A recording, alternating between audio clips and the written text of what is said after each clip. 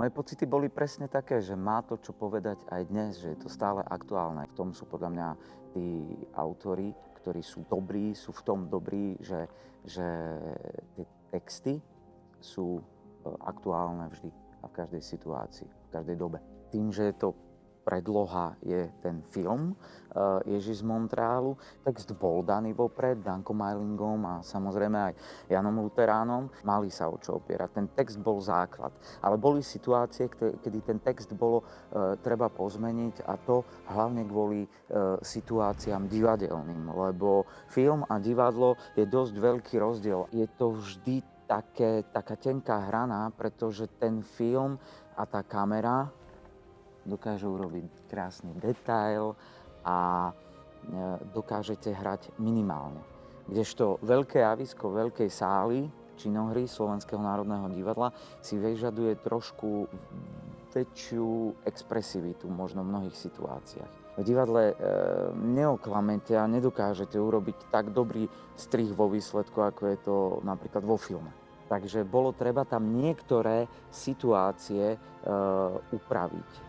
Tak tie témy sú úplne pre mňa absolútne čisté a úplne presné, pretože pre mňa je to hlavne téma viery, ale viery ako takej, ako podstaty, nie náboženstva. Očistenej viery bez cirkví, bez náboženstiev, bez vplyvu nejakých hierarchických inštitúcií, ale v podstate viera ako nejaký základ človeka. To, že človek verí v dobro, že verí v priateľstvo, že verí v lásku, že verí v pravdu, tak to je podľa mňa hlavná téma tohto predstavenia.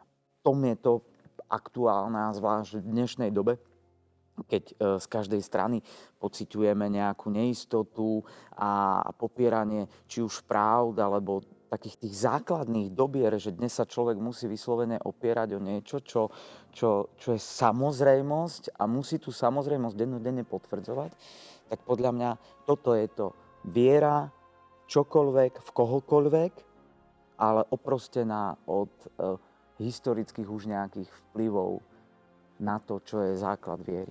Človek si vždy prejde nejakými, takisto ako Daniel, životnými etapami a obdobiami a v podstate vždy sa snaží alebo chce vrátiť k tomu, čo je presne ten základ všetkého.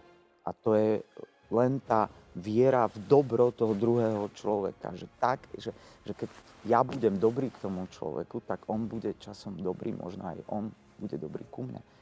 V dnešnej dobe všade všetko a nad všetkým je nejaký strach. Podľa mňa veriaci ľudia sa boja prísť možno na toto predstavenie, že si robíme výsmech z toho, čo im je najbližšie, z viery. Hej? A zase neveriaci ľudia sa boja možno toho, že glorifikujeme to, čo im je najvzdialenejšie. A to je tá viera.